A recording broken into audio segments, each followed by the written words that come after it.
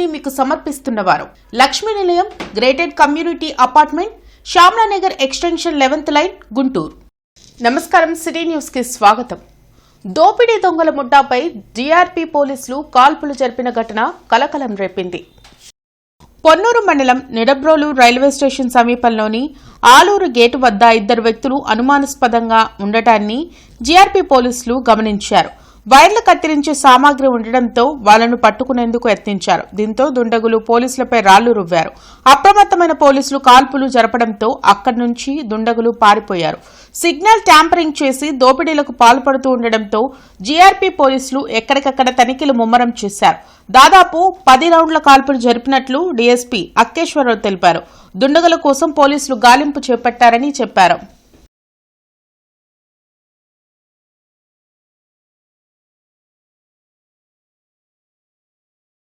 ఈరోజు తెల్లవారుజామున సుమారు 2:30 గంటల సమయంలో food patrolling party, weapons party గత కొద్ది రోజులుగా ఈ యొక్క సిగ్నల్ ట్యాంపరింగ్, ఏసీబీ కేసును దృష్టిలో పెట్టుకొని ఆఫీసర్ల ఉత్తర్వుల మేరకు మా రైల్వే డీఐజీ గారు శ్రీ సత్యేష్ బాబు ఐపీఎస్ గారు ఉత్తర్వుల మేరకు గత కొద్ది రోజులుగా వెపన్స్తో మనం గుంటూరు రైల్వే సబ్ డివిజన్ పరిధిలో మనం పెట్రోలింగ్ పార్టీస్ చేయడం జరిగింది. దానిలో భాగంగా ఇక్కడ ఈ యొక్క సిగ్నల్ పాయింట్కి ఒక 200 మీటర్లు అటు ఇటు పెట్రోలింగ్ చేస్తూ రాత్రి ఆర్పిఎస్ఐ నర్సాపేట శ్రీ రాజమోహన్ గారు, అదేవిధంగా కానిస్టేబుల్స్ సైదా అండ్ ఆంజనేయులు ముగ్గురు ఒక టీమ్గా ఈ యొక్క హోమ్ సిగ్నల్ దగ్గరికి వస్తున్నప్పుడు సడన్గా వాళ్ళు టార్చ్ లైట్ వేసి హోమ్ సిగ్నల్ దగ్గర ఒక ఇద్దరు వ్యక్తులను గమనించడం జరిగింది. దాని మేరకు విజిలేసి టార్చ్ లైట్ వేసి ఎవరు మీరు ఏంటి అని చెప్పి కేకలు వేయగా వారు ఇమ్మీడియట్గా రాళ్లతో పోలీసు మీద దాడి చేయడం జరిగింది.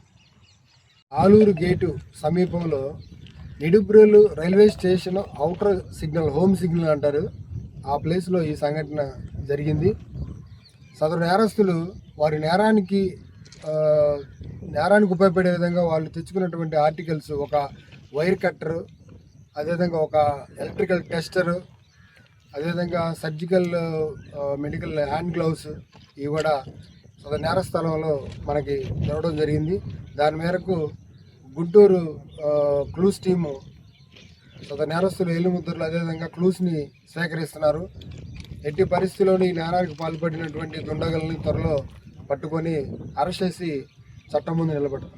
ఇంటర్నెట్ చరిత్రలో సంచలనం సిటీ బ్రాడ్బ్యాండ్. ఇప్పుడు ఇంటింటికి ఇంటర్నెట్, సిటీ నుంచి గ్రామం వరకు అదే స్పీడ్. మీరు ఈ రోజే సిటీ బ్రాడ్బ్యాండ్ కుటుంబంలో చేరండి.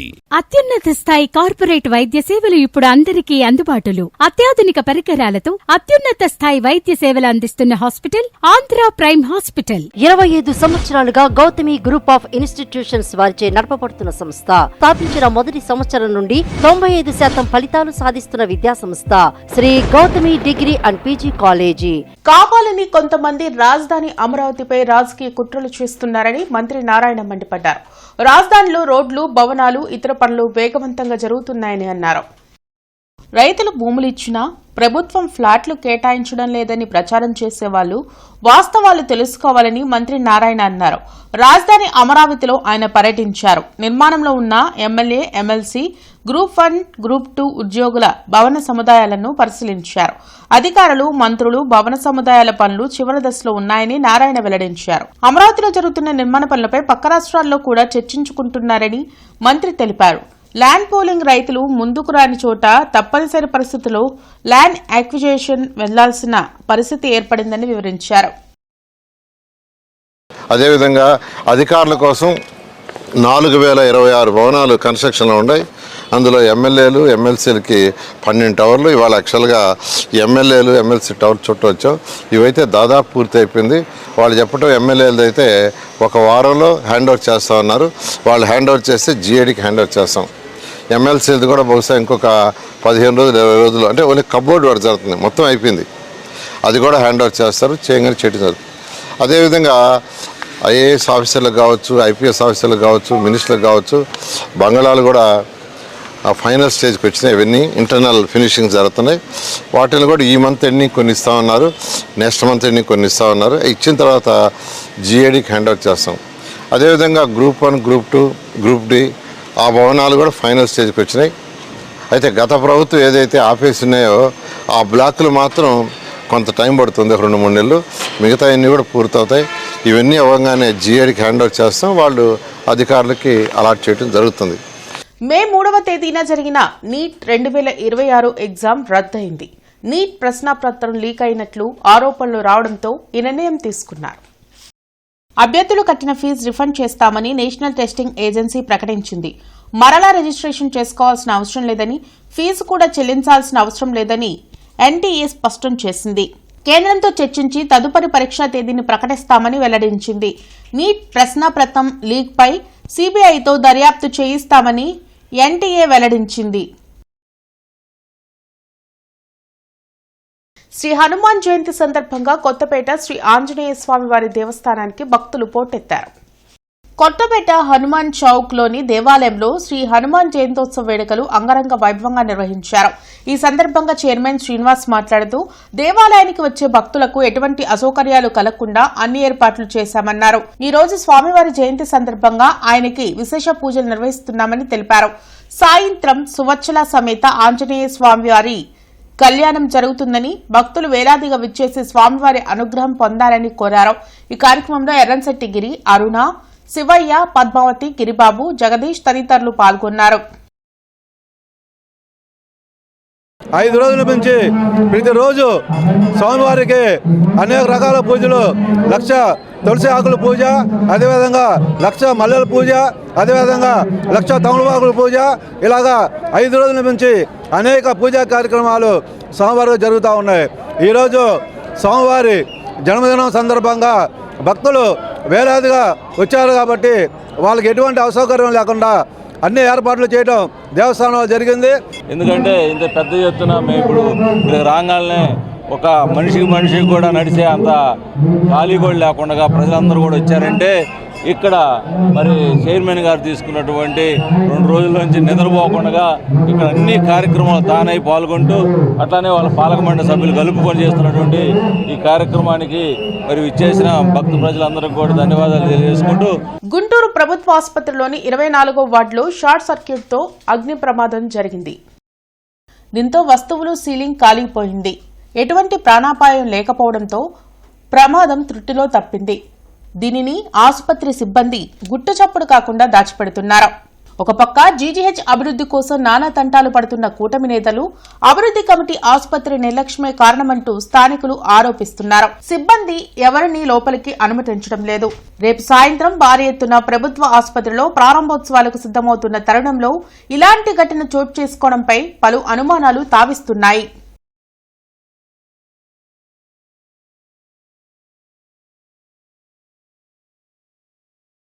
మారుతినగర్లోని కంచికామకోటిపీఠ మారుతి దేవాలయంలో హనుమత్ జయంతిని వైభవంగా నిర్వహించారు. ఈ నెల 15 వరకు జరిగే ఉత్సవాల్లో ప్రతిరోజు విశేష పూజలు నిర్వహించనున్నట్లు ఆలయ కమిటీ నిర్వాహకులు టి శ్రీనివాసరావు తెలిపారు. హనుమత్ జయంతి సందర్భంగా విశేష నాగవల్లి దళార్చన, హనుమాన్ చాలీసా పారాయణంలో భక్తులు పాల్గొన్నారు.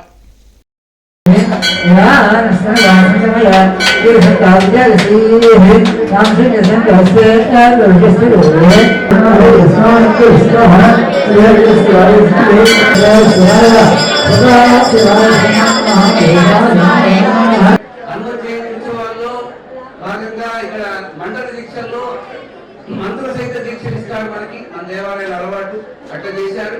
కాబట్టి రేపు 15వ తారీఖుతో ఈ దీక్షలు పూర్తవుతాయి. ఈ రోజుతోనే కొన్ని చోట్ల హనుమత్ జయంతి దీక్షలు పూర్తి చేస్తారు. కానీ మన మారుతి దేవాలయంలో 4 రోజుల పాటు హనుమత్ జయంతి మహోత్సవాలు చేస్తారు.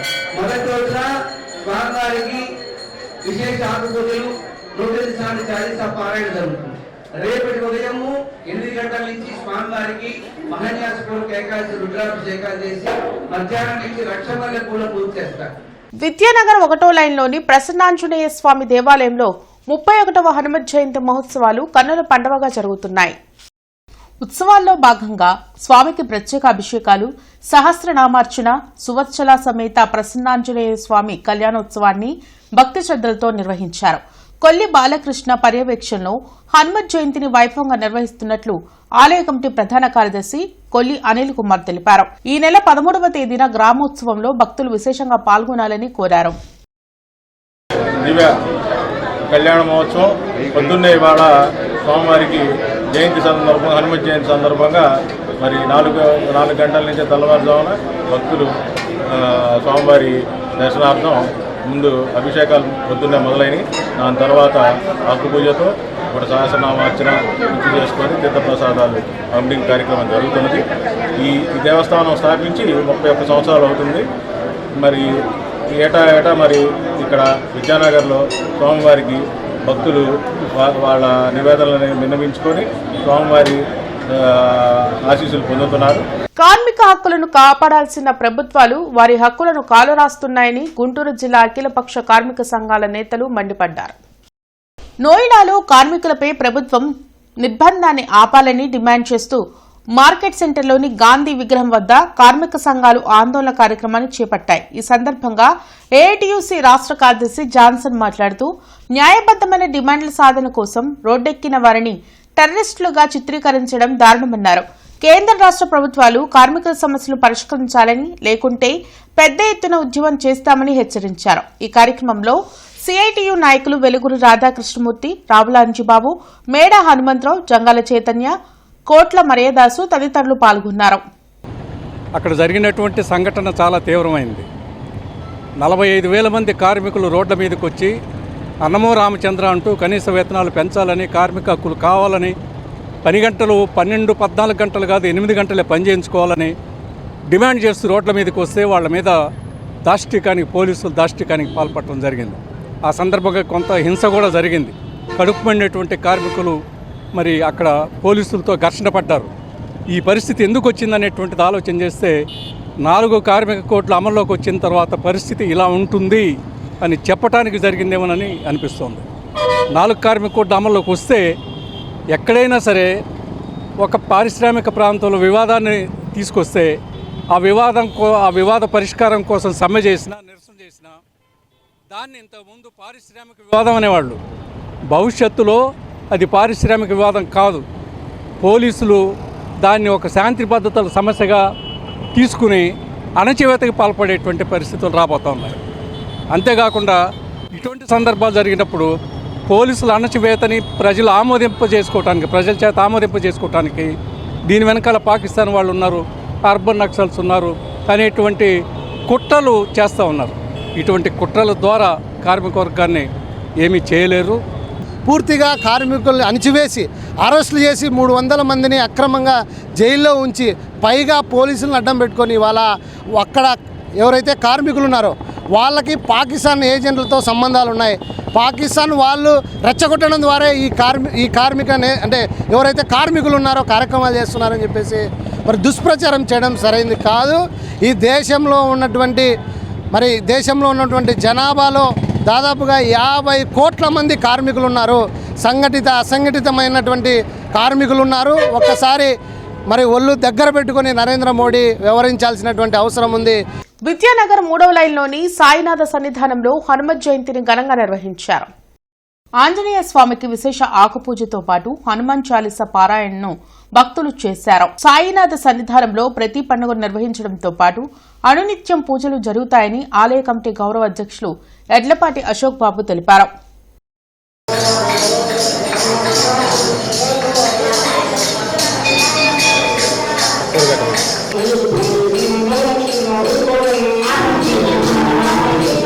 హనుమత్ జయంతి కార్యక్రమం ఎంతో వైభవంగా జరుగుతుంది.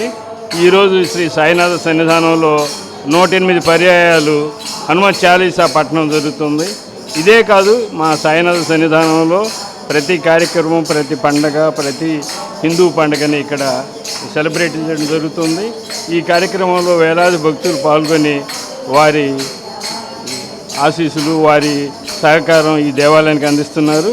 గత 20 సంవత్సరాలుగా లాలాపేటలో హనుమత్ జయంతి వేడుకలు నిర్వహిస్తున్నామని ఆలయ అర్చకులు శ్రీనివాసుల వేణుగోపాల్ అయ్యంగార్ వెల్లడించారు.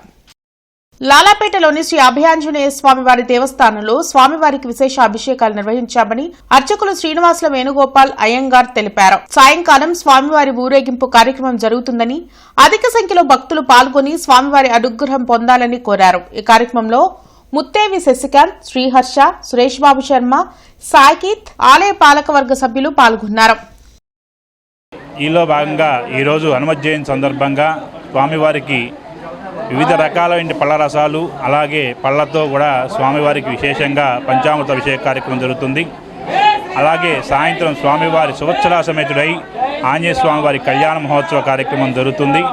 ఈ కళ్యాణ మహోత్సవంలో భక్తులందరూ కూడా చక్కగా పాల్గొని ఆ స్వామివారి యొక్క కృపాకటాక్షాలు అందాల్సిందిగా కోరుచున్నారు. స్వామివారి యొక్క దివ్య ఆశీస్సులు అందరి మీద ఉండాలని ఈ అభయాంజనేయ స్వామివారి అనుగ్రహం పొందవలసిందిగా కోరుచున్నారు.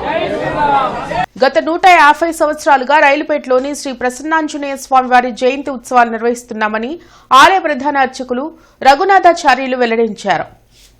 రైలుపేటలోని శ్రీ ప్రసన్నాంజనేయ స్వామివారి దేవస్థానంలో హనుమత్ జయంతి సందర్భంగా స్వామివారికి విశేష పూజలు నిర్వహించారు. ఈ సందర్భంగా ఆలయ ప్రధాన అర్చకులు రఘునాథాచార్యులు మాట్లాడుతూ ఈ దేవాలయానికి ఎంతో చరిత్ర ఉందన్నారు.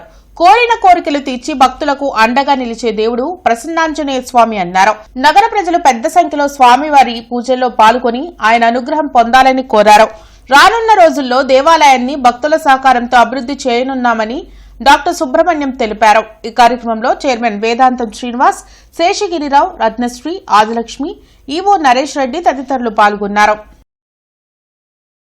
సాధు పొంగోలు కోసము ఈ సత్రాన్ని నిర్మించడం జరిగింది. పాదత్తి వారు వచ్చే బాటసార్లు నివసించడం కోసము, విశ్రాంతి తీసుకున్నట్టు కోసము, ఇక్కడి నుంచి దూర ప్రయాణం వెళ్ళే వాళ్ళ కోసం పూర్వం ఇక్కడ భోజనం కూడా నిత్యం జరిగేటిది. ఉచితంగా రూములు ఇచ్చేవారు. వారి కళలో పాత చెంగనారి కళలో ఈ స్వామివారు కనిపించి ఇక్కడ ఆలయ నిర్మాణం చేయమని చెప్పినారు. అప్పుడు ఈ ఆలయాన్ని నిర్మించడం జరిగింది. ఈ ఆలయం ఆ రోజు నుంచి కూడా ఇప్పుడు కూడా అభివృద్ధి చెందుతూ ఉంది. ఇది 150 సంవత్సరాలు అయిందండి. పూర్వం ఈ మధ్య ప్రాంతం కూడా 60-70 దాకా కూడా అడవిగానే చాలా ఉండేది. గత 125 ఏళ్లలో ఈ గుడి డెవలప్మెంట్లో మా ఫ్యామిలీ మెంబర్స్ కూడా పార్ట్గా ఉన్నారు. ఏంటంటే రోజు రోజుకి ఆలయం కుంచుకుపోతుంటే మేము దీని గురించి ఫైట్ చేశాము. ప్రస్తుతానికి స్థలం ఖాళీగా వెనకవైపు ఉన్నది దేవాలయాన్ని కలపాలని మేము కోర్టులో వేస్తున్నాం. ప్రస్తుతం ఇంటర్మ్ ఆర్డర్స్ మీద ఉన్నది. గుడి పూర్తిగా డెవలప్ అయితే దాతలు దాదాపు ₹1 కోటి ఇవ్వడానికి రెడీగా ఉన్నారు. దీన్ని పూర్తిగా డెవలప్ చేసి ముందు ఇటువైపు ఆ విష్ణు విలాస్ కూడా తీసేసి కొత్తపేట ఆంజనేయ స్వామి గుడి ఎట్లాగా ఉందో అక్కడ ఇట్లాగే రైల్వే స్టేషన్ ఎదురుగా ఈ ఆంజనేయ స్వామి గుడి రాష్ట్ర వ్యాప్తంగా ప్రసిద్ధి చెందాలని మా శాయశక్తులా ట్రై చేస్తున్నాము. బ్రాడిపేటలోని 5వ లైన్ 17వ అడ్డ రోడ్లోని శ్రీ బడబానల ప్రతాప వీరాంజనేయ స్వామి గుడిలో హనుమత్ జయంతి వేడుకలు ఘనంగా నిర్వహిస్తున్నారు. ఈ నెల 12వ తేదీ నుంచి 14వ తేదీ వరకు 3 రోజుల పాటు శ్రీ హనుమత్ జయంతి వేడుకలు ఘనంగా నిర్వహిస్తున్నట్లు ఆలయ ప్రెసిడెంట్ శ్రీ పన్నాల విశ్వనాథం తెలిపారు.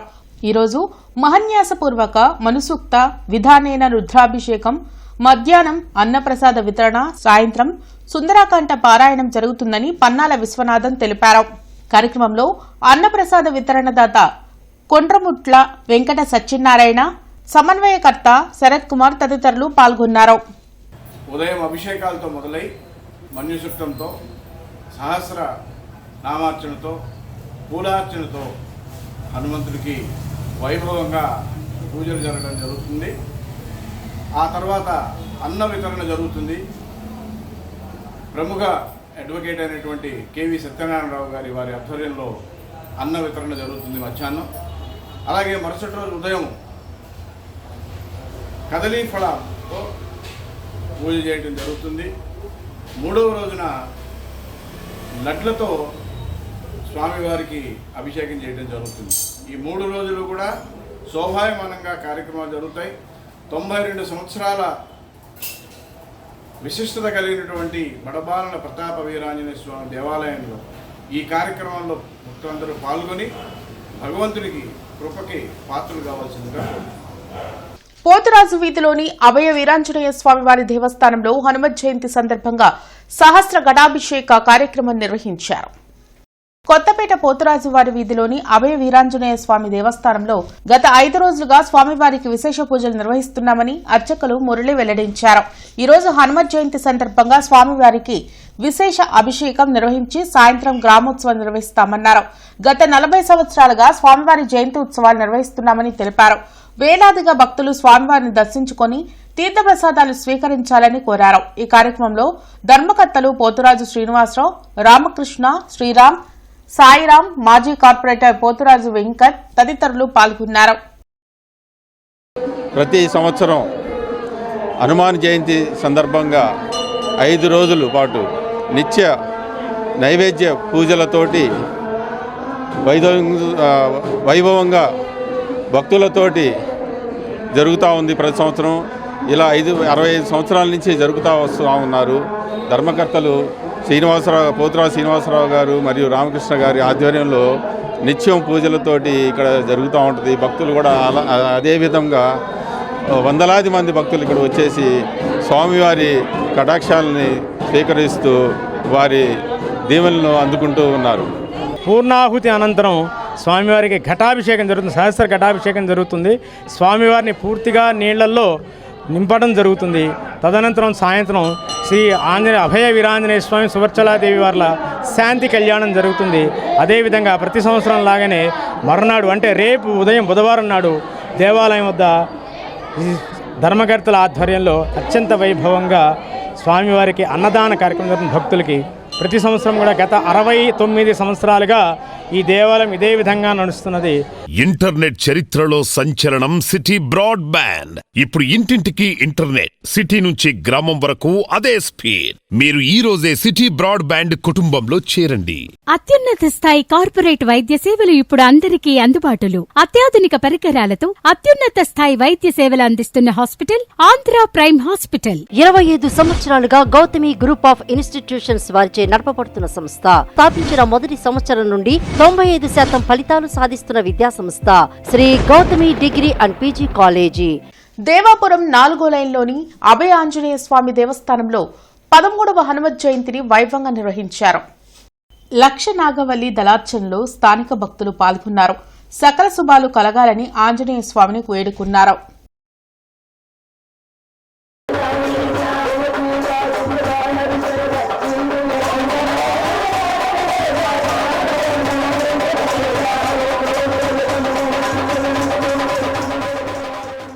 ఇవి ఇప్పటివరకున్న వార్తా వివరాలు. మరికొన్ని వార్తా విశేషాలతో మళ్ళీ కలుద్దాం. అంతవరకు సెలవు. నమస్కారం. సిటీ న్యూస్ ని మీకు సమర్పించిన వారు Lakshmi Nilayam, gated community apartment, Shyamalanagar extension 11th line, Guntur.